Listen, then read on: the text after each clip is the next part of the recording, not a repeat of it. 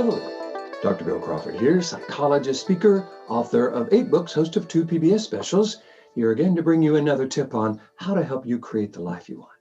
Specifically, how to use my life from the top of the mind philosophy to bring more clarity, confidence, creativity into everything you do. Today, I want to talk about the concept of optimism, the case for and against.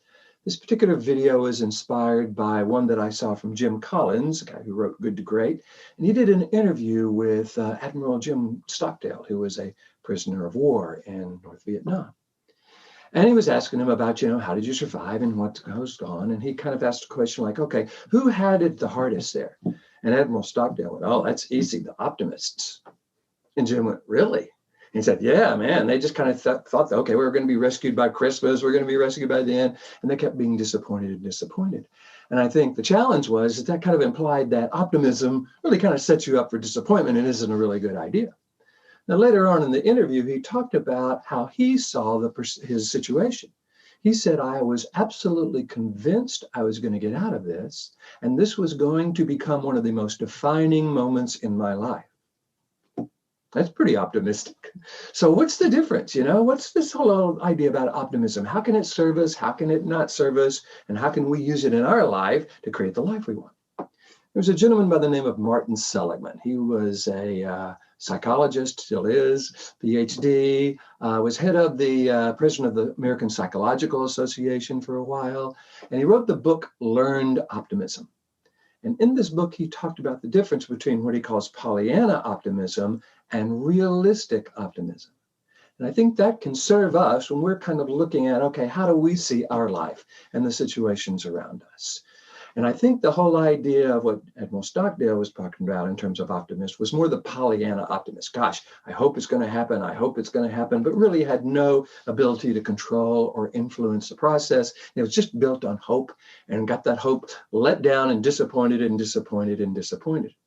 And of course, for those of you who follow my life from the top of the mind philosophy, this has a lot to do with how the brain processes information. So we got 3 parts of the brain, basically. Lower brain's called the brainstem. That's the fight or flight part of the brain. Upper 80% of the brain's called the neocortex. That's what I call the top of the mind. That's where life from the top of the mind came from. It's a system philosophy framework that allows us to access our best by accessing this clear, confident, creative part of who we are on a regular basis. What's fascinating is the middle brain, the limbic system, because this part of the brain acts as both a scanner, processor, and a router.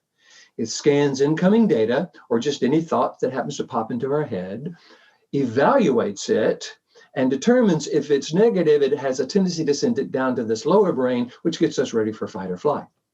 Unfortunately, this middle brain isn't very smart, and it's working with old software. So the problem is it's misinterpreting negative information as dangerous and throwing us into the part of the brain that's designed to deal with danger, which is fine when we're in a dangerous situation and we can do something about it, slamming on our brakes if somebody slams on the brakes in front of us, jumping out of the way if somebody jumps at us from the bushes.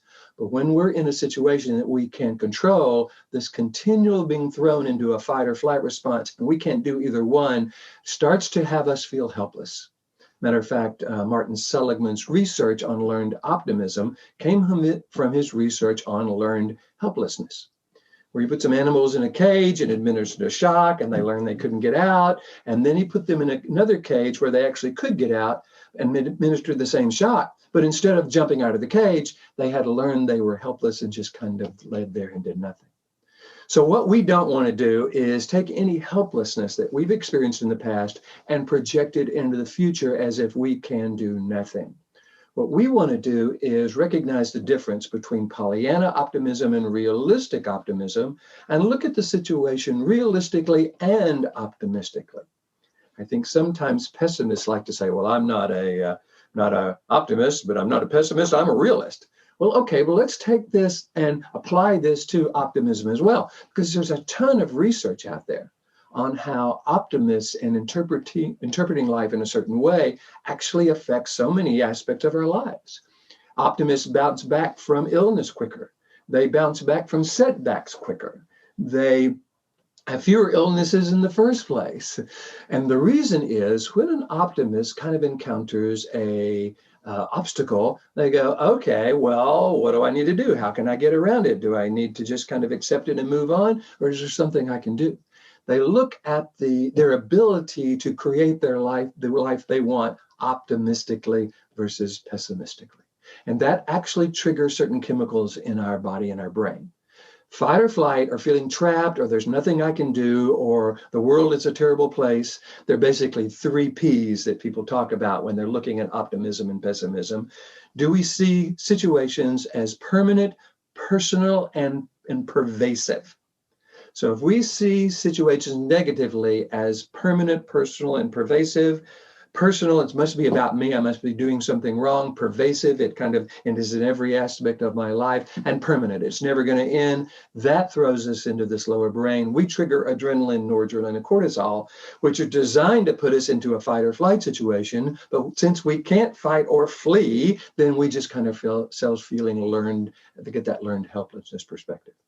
On the other hand, when we see a situation as, okay, this isn't about my failure. It's not about what's wrong with me. It's about since something is happening. It's not pervasive in every aspect of my life. There are really aspects of my life that I can look at and feel really good about. And I have this belief that it's not always going to be here. It's not permanent. When we can attribute or assess the experiences in our life, especially the negative ones, in this more realistically optimistic perspective, we trigger a serotonin and endorphins, chemicals that come from the upper 80% of the brain, the chemicals that help us feel better and think clear. So this is what I get to do. I get to go around the world teaching people how to access this clear, confident, creative part of who we are, where we're able to choose our perspective and decide how we want to see a particular situation in a way we would recommend to someone we love, in a way that is purposeful and more effective. And I have a system that does that. It's called Life from the Top of the Mind. There's a model for how to shift to this clear, confident, creative part of the brain, how to stay there, how to live that and live there and rewire the brain, and then how to engage others so that they shift from their resistant brain to their receptive brain. If you would like me to come and teach this to your organization, I would love to do that. I have a kind of a nice fee policy that people seem to like. It's called integrity-based pricing. Basically says, I believe I'm dealing with people of integrity who probably have a certain amount they can spend on bringing me in. If you will just agree to get me the maximum you can afford, I will speak at your event to your organization for that amount. My goal is to share this with as many people as possible. And this is why I love creating these YouTube videos. So if you're liking them, feel free to hit the like button. You know how all the social media love it when you like it. Share it with your friends if you like. You can subscribe on YouTube. You can follow me on Facebook, on Twitter, connect with me on LinkedIn, subscribe on iTunes. I post these to as many the social media as possible. So until next time, here's to you, bringing more clarity, confidence, creativity into everything you do, especially around the concept of optimism. And I look forward to seeing you in the future.